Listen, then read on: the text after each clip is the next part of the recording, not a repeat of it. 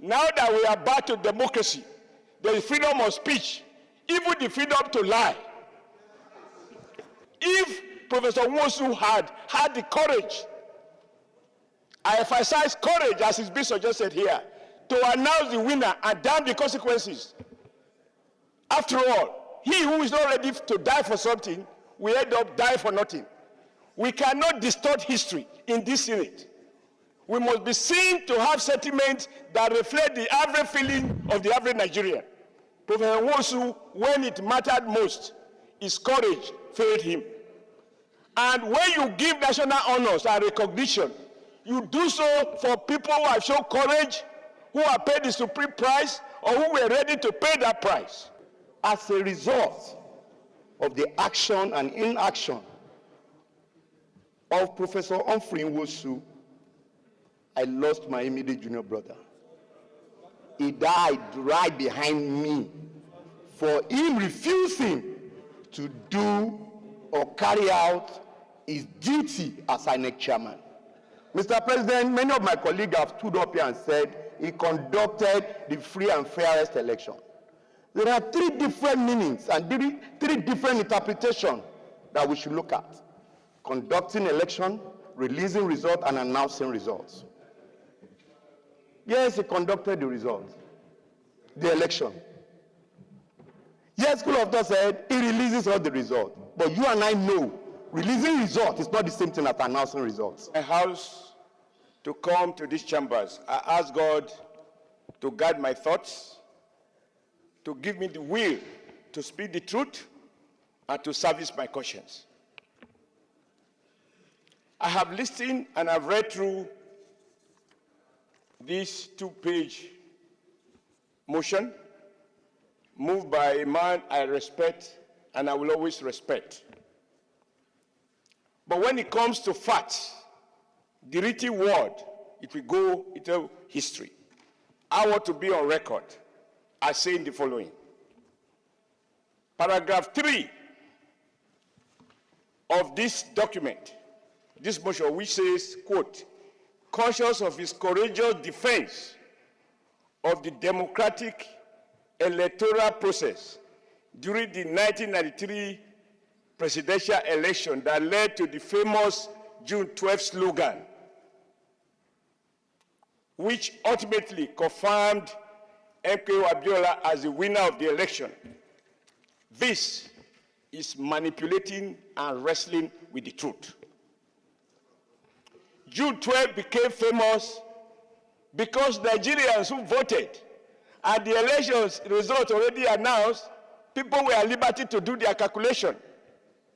But because the chief electoral officer failed to formally announce the figures and declare the winner, the Nigerian people on their own talk about, if you look at the media review, the man who is widely believed to have won the election, because the man who should have announced it failed to do so.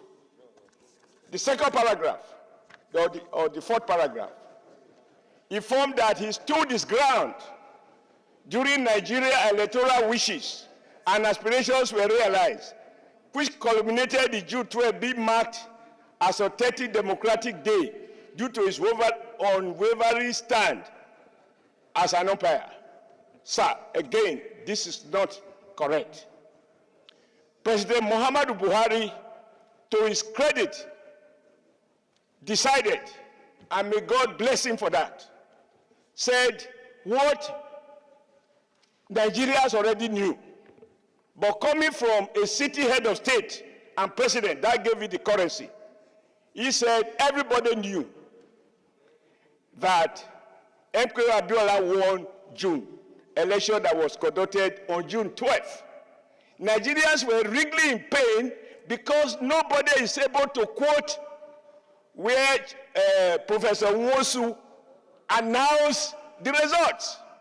It is his failure to announce the result, whether under threat or other whatever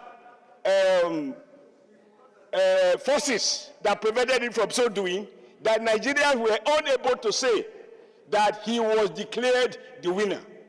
In fact, I was active in that struggle. When we met with the late General Sani Abacha. He said the reason he decided to order the detention of MKO Abiola was that MKO Abiola proclaimed himself as the winner of the election and therefore as president. It was on that basis Abiola was arrested and he died in detention. If Professor Nwosu had the courage, I emphasize courage as is being suggested here, to announce the winner and damn the consequences. After all, he who is not ready to die for something will end up dying for nothing. We cannot distort history in this Senate. We must be seen to have sentiments that reflect the average feeling of the average Nigerian. Professor Nwosu, when it mattered most, his courage failed him. And when you give national honors and recognition, you do so for people who have shown courage, who have paid the supreme price, or who were ready to pay that price. Lastly, cognizance of the fact that Professor Nwosu laid a landmark foundation, blah, blah, blah, blah. This is the reason it is even more painful that you allegedly have all this courage to conduct elections. I'm on record as saying that Professor Nwosu and President Babangida fooled 18 million Nigerians that voted. Nwosu is not on record before his death as admitting that before I die, let me confess that there was a winner. You have 1 second, you have 2 seconds remaining. Therefore, let me round up, Mr. President. I thank you for your this because this is very important. If you couldn't, this is my last point, sir. I appreciate. This is my last point. So I want my in-laws to understand. If he was afraid of the gun, because we are under dictatorship, some people might say, well, but there were Nigerians who were protesting under the gun without minding the consequences. After the end of Babangida's tenure, the death of Abiola, the birth of the new democracy that produced President Bola Ahmed Tinubu, Obasanjo. Since then, I would have expected Nwosu to say, either on his birthday or on any special occasion, now that we are back to democracy, there is freedom of speech, even the freedom to lie. I would have expected Nwosu to be able to say, I could not declare these numbers. Now, on my record, Abiola won this election, but I was not able to announce it. He died without confession. He died without confession. Cannot be rewarded. Thank you, Senator Osita. He cannot be rewarded. Senator Osita Ongu, you have the floor. Represent Enugu. And please, two minutes so that others will speak. Two minutes. Mr. President, I'll be faster. I want to actually remind us that whether we speak for or against, Humphrey Nwosu will be buried tomorrow. I also want to remind us that just recently, the former President Ibrahim Babangida held an event lately which everybody, even several people here attended, including the current president of the country. And everybody came up because he's alive to speak good of him. If Humphrey Nwosu was doing a colloquium today, Nigerians will still go the same way they lined up to speak good of IBB. And I also want to remind us that Humphrey Nwosu was the chairman during a military regime. There was no way he would have announced a result with a gun placed on his head. Mr. President, even anybody who wants to be Anthony, who wants to say I'm going to refer to Julius Caesar, French Roman countrymen have come to bury Caesar, not to praise him, which is what Senator Oshiomole can take up. You can just bury the dead if you don't want to praise him, and allow those who want to praise him to praise him. No matter how much we speak here today, it will not remove the fact that some of us see Humphrey Nwosu as a hero and needs to be immortalized. Mr. President, for the respect of the dead and for those who are mourning, who will bury this man tomorrow, I want to move, Mr. President, that we don't further debate this matter. We go to the question, so that we don't continue to open up several things. You know, I so move. Thank you. Any seconder? Leave historians to write about Humphrey Nwosu.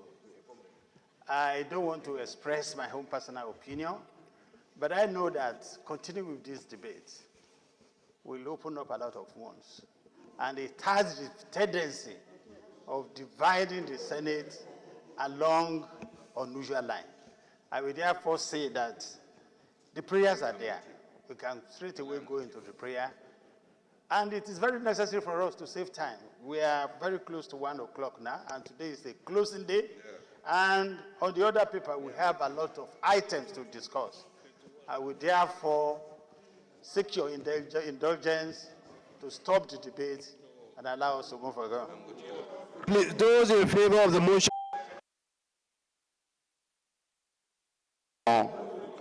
Representing Ogun West Senatorial District.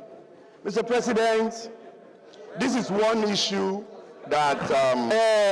Look, let me say this for him. You say, where were you? His junior brother died. His junior brother was killed during the June 12 saga. Sir, let me make my submission that I can tell you where I was when it happened. He's protected. Allow him to speak. He's protected. It's from NRC. That's why he's speaking like that. Mr. President, very distinguished colleague, this is one issue I have tried as much as possible to avoid. Yesterday, when my brother, Senator Abaribe, brought this matter up, I took up and said, no, I will not allow this to happen.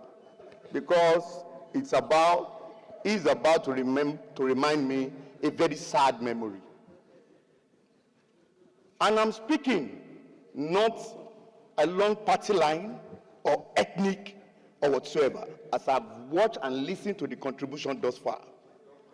Mr. President, very distinguished colleague, as a result of the action and inaction of Professor Humphrey Nwosu, I lost my immediate junior brother.